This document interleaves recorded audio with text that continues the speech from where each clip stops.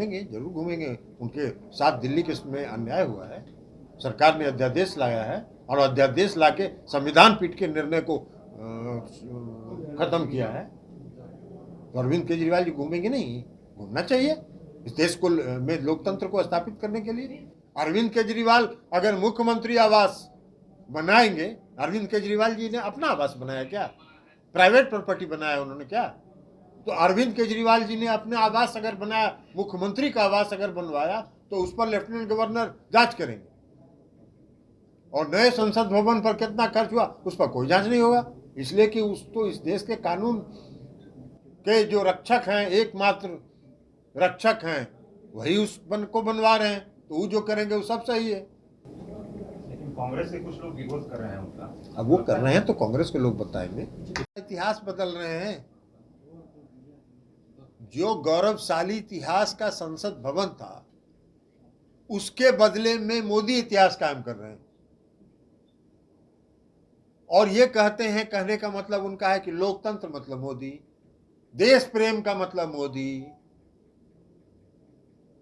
इस देश से बाकी लोग तो है नहीं, और देश के आजादी के आंदोलन से कोई मतलब तो था नहीं। आजादी के आंदोलन से कोई मतलब रहा है? कोई मतलब नहीं रहा है। इतिहास देख लीजिए, उनके कई भाषण देख लीजिए, उस पर हम टीका टिप्पणी नहीं करना चाहते हैं, लेकिन ज्ञान का भी इन लोगों का देख लीजिए, कितने भारी ज्ञानी है। अभी कर्नाटक का एक भाषण देख रहे थे उनका, उन्होंने कहा, वो कौन लेफ्टिनेंट जनरल थे आर्मी के, कि उनको बर्खास्त कर दिया था कांग्रेस के। कभी कांग्रेस के शासन में थे ही नहीं। कि कुछ भी बोल सकते हैं। वो समझते हैं कि जो बोल रहे हैं वही सत्य है, और जो वो कर रहे हैं वही कानून है, वही कानून। यही देश चल रहा है। के मंदिर का हम काहे का अपमान करेंगे? लोकतंत्र का मंदिर तो मेरा है। लोकतंत्र के मंदिर का सर्टिफिकेट देंगे सुशील मोदी? इस जो पार्टी इस देश में सारे लोकतंत्र को समाप्त कर रही है, वो लोकतंत्र का सर्टिफिकेट किसको दे सकता है? आप बताइए, दिल्ली में क्या हुआ? दिल्ली में सर्वोच्च न्यायालय ने, सुप्रीम कोर्ट ने 5-0 से, 5 जजों की संविधान पीठ ने दिल्ली के चुनी हुई सरकार को अधिकार दिया। 5-0 से, किसी जज की असहमति नहीं थी। सुप्रीम कोर्ट ने यह कहा कि चुनी हुई सरकार पर कोई मनोनीत लेफ्टिनेंट गवर्नर कैसे शासन करेगा भाई जनता पर? 3 काम छोड़ दिया उन्होंने भारत सरकार के और लेफ्टिनेंट गवर्नर के जिम्मे। एक पुलिस, दूसरा कानून व्यवस्था, और तीसरा जमीन का मामला। इसके अलावा सर्वोच्च न्यायालय के संविधान पीठ ने कहा कि सभी काम दिल्ली सरकार के अधीन रहेगी। 19 तारीख को सुप्रीम कोर्ट बंद हो रहा था, आप अध्यादेश लाके फिर से सारा अधिकार लेफ्टिनेंट गवर्नर को दे रहे हैं। लोकतंत्र चला रहे हैं। इसी को लोकतंत्र कहते हैं। यही लोकतंत्र है। लोकतंत्र की हत्या कर रहे हैं आप इस देश में अघोषित तानाशाही लागू कर रहे हैं, और 2024 तक देश की जनता देख रही है। दोस्त 2024 में आपको मुक्त करेंगे। लोकतंत्र का परिभाषा सिखा रहे हैं। लोकतंत्र का तो वह है जो अभी वर्तमान में संसद भवन है, उसका एक गरिमा है, उसका धरोहर है, वो संवैधानिक धरोहर है। आपको जरूरत है तो उसको उसमें एक्सटेंशन कर सकते थे, उसको और बढ़ा सकते थे। तो उसको बंद करके नया इतिहास लिख रहे हैं, मोदी इतिहास लिख रहे हैं, नए संसद भवन का निर्माण करके। मैंने पुराना इतिहास को समाप्त करके नया इतिहास रच रहे हैं। यही काम कर रहे हैं और कर रहे हैं लोकतंत्र। इसको लोकतंत्र सिखा रहे हैं। लोकतंत्र का हत्या तो आप कर रहे हैं, हर जगह कर रहे हैं। अरे मुक्त हो रहा है ना, हिमाचल मुक्त हो गया, कर्नाटक मुक्त हो गया, दिल्ली नगर निगम चुनाव में बहुत भारी इंतजाम किए थे, पूरा दिल्ली नगर निगम को एक करके ज्वाइंट कर दिए, बिल ले आए, पास करा लिए, तब भी इन्हें खुश हार गए। पूरा दिल्ली के विधानसभा के चुनाव में क्या सीट मिला है भारतीय जनता पार्टी को? लज्जा भी नहीं है लोगों को। जब सीट हार जाते हैं, जनता के वोट से हार जाते हैं, उसके बाद लेफ्टिनेंट गवर्नर के माध्यम से शासन करना चाहते हैं। कौन सा लोकतंत्र है? किस लोकतंत्र की बात कर रहे हैं? सुशील मोदी जी को लोकतंत्र से मतलब नहीं है, वो 2024 देख रहे हैं, अभी उनका टर्म पूरा हो रहा है। सारे विपक्ष के लोग तो बाइकाट कर रहे हैं, आज देखे हैं लिस्ट, उसमें वही सब एक वो पार्टी जो नॉर्थ ईस्ट का है वही लोग आएगा। तो नॉर्थ ईस्ट में तो ये होता ही है, जिस दिन दिल्ली की सत्ता बदल जाएगी वो नॉर्थ ईस्ट की सभी पार्टी रातों रात बदल जाएंगे। तो एक वो MP, 2 MP वाला पार्टी है, वही उनके इस 28 तारीख में शामिल हो रहा है। नवीन पटनायक भी उनके साथ नजर आ रहे हैं। ठीक है, नवीन पटनायक जी हैं तो हैं। कांग्रेस मुक्त भारत की कल्पना थी तो आप भाजपा के साथ थे, और भाजपा मुक्त भारत की बात आ रही है तो आप UPA में हैं। हाँ, हम कांग्रेस मुक्त की बात कर रहे थे, हमने कभी कांग्रेस मुक्त की बात नहीं कही। कहाँ से आप परिभाषा निकाल रहे हैं? भाजपा मैंने हमने कभी नारा, हम लोगों ने कभी नारा दिया था क्या कि कांग्रेस अरे कांग्रेस ने मुक्त में कभी हम लोगों ने नारा दिया था क्या? ये आपकी परिभाषा हो सकती है, आपकी सोच हो सकती है, हमारी सोच नहीं है। हमारी सोच है अटल जी, आदरणीय अटल जी और आदरणीय अडवाणी जी की भारतीय जनता पार्टी दूसरी भारतीय जनता पार्टी थी, जो लोकतंत्र में विश्वास करते थे, जो अपने सहयोगियों के प्रति सम्मान का भाव रखते थे, जो अपने साथियों के प्रति प्यार का भाव रखते थे।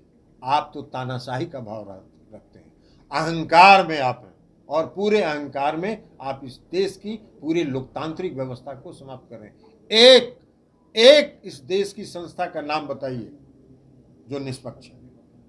एक संस्था का नाम बताइए जो निष्पक्ष है, नहीं है। चौथा स्तंभ जो था वो अभी अब निष्पक्ष नहीं।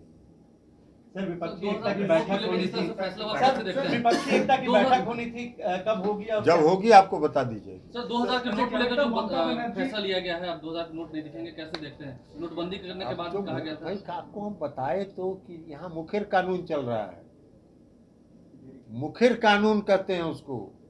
जो मोदी जी बोल दिए वही देश में कानून बन जाएगा।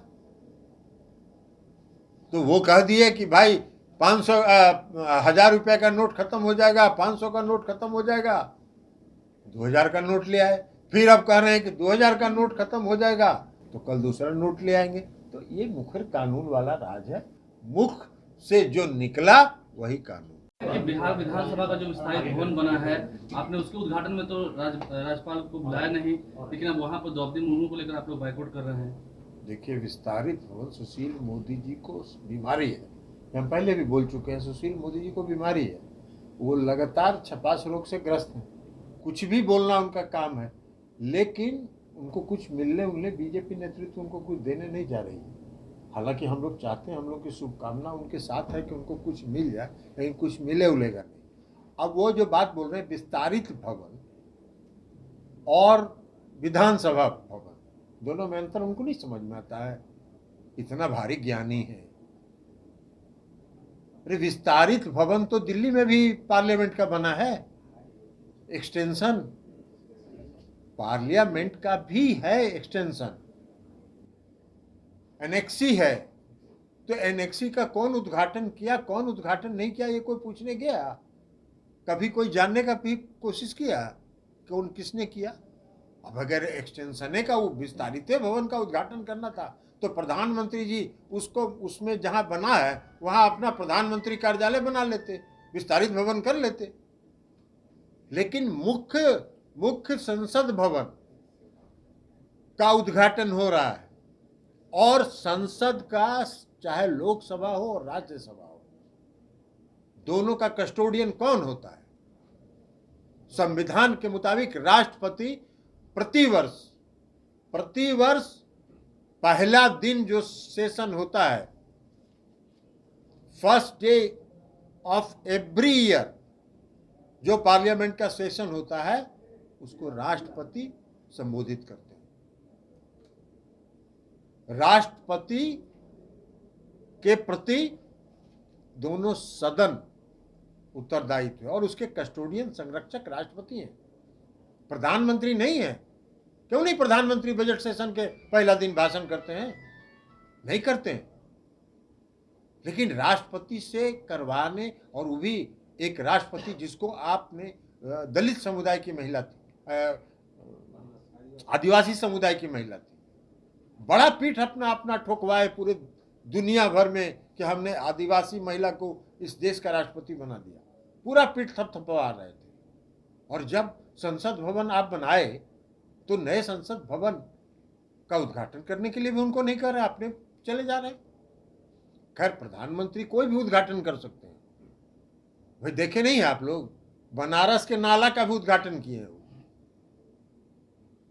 इस देश में जब से आदरणीय प्रधानमंत्री नरेंद्र मोदी जी हैं, ट्रेन का भी कोई हरी झंडी दूसरा दिखाया है?